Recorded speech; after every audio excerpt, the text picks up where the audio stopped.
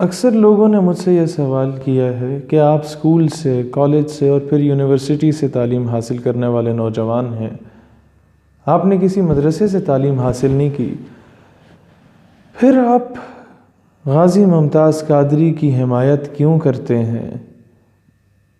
آپ نے کس سے یہ بات سیکھی؟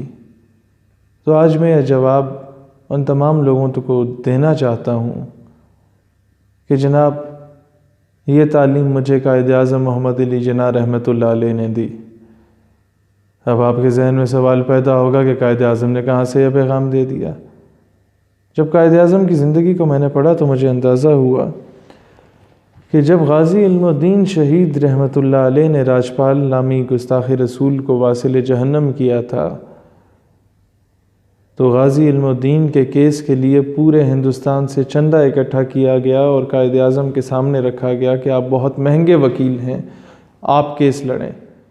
قائد اعظم نے وہ چندہ لینے سے انکار کیا اور کہا کیونکہ یہ رسول اللہ صلی اللہ علیہ وآلہ وسلم کی حرمت اور ناموس کا معاملہ ہے، لہٰذا یہ میں کیس مفت لڑوں گا۔ لیکن وہ شاید واحد کیس تھا جو قائد اعظم ہارے تھے۔ قائد اعظم جیل گئے اور غازی علم الدین سے کہا کہ علم الدین، تم صرف ایک مرتبہ کہہ دو کہ جب میں نے اس گستاخ کو قتل کیا تو میں ہوش میں نہیں تھا، تو میں تمام ثبوت و شواہد کی روشنی میں تمہیں رہا کروا سکتا ہوں۔ غازی علم الدین نے تاریخی جواب دیا کہ جناب والا، زندگی چ پہلا کام کیتا ہے جڑا ہوش وچ رہ کے کیتا ہے، کہ زندگی میں پہلا کام کیا ہے جو میں نے اپنے ہوش و حواس میں رہ کے کیا ہے۔ اب غازی علم الدین شہید کمرہ عدالت میں جاتے ہیں، جج سوال کرتا ہے، جج انگریز تھا، وہ کہتا ہے علم الدین، تم نے گستاخ کو قتل کر کے قانون ہاتھ میں لیا ہے، تم نے توہین عدالت کی ہے۔ علم الدین دوبارہ تاریخی جواب دیتے ہیں کہ جج صاحب، جب آپ سے توہین عدالت برداشت نہیں ہوتی تو ایک مسلمان سے توہین رسالت کیسے برداشت ہو سکتی ہے؟ اب ایسا سوال کرنے والے ہر شخص کو میرا جواب یہ ہے کہ میں ممتاز قادری کی حمایت کیوں کرتا ہوں۔ یقیناً ممتاز قادری نے بھی ایک گستاخہ کے حمایت یافتہ، ایک حمایت کرنے والے گورنر کو واصل جہنم کیا۔ بانی پاکستان قائد اعظم رحمۃ اللہ علیہ، آپ نے علم الدین شہید کا کیس لڑا۔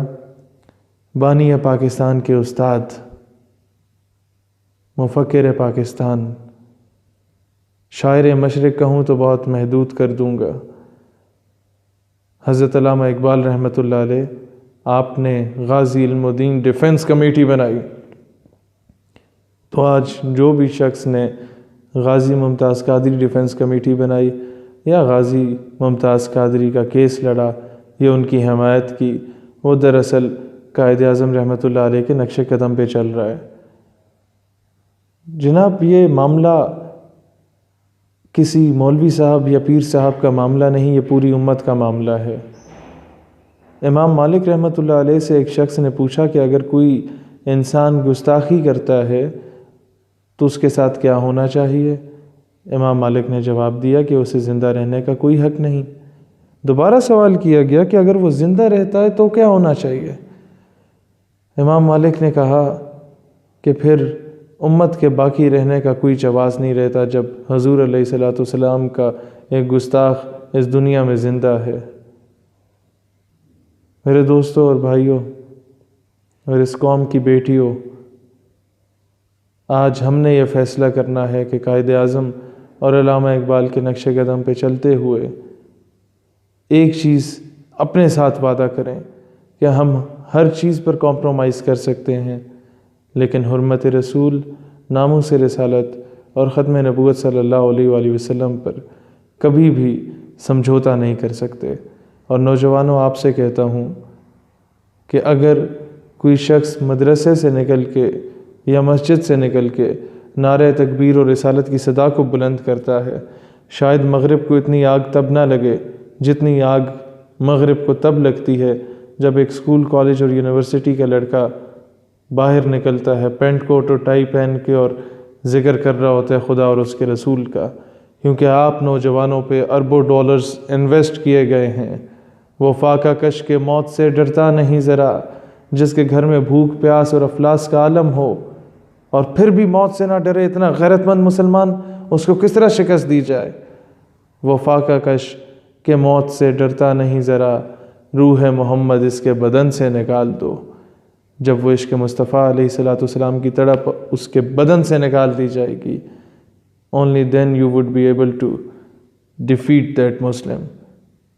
تو جناب میرا پیغام پوری امت کو یہی ہے کہ قوت عشق سے ہر پست کو بالا کر دے، دہر میں اسم محمد سے اجالا کر دے۔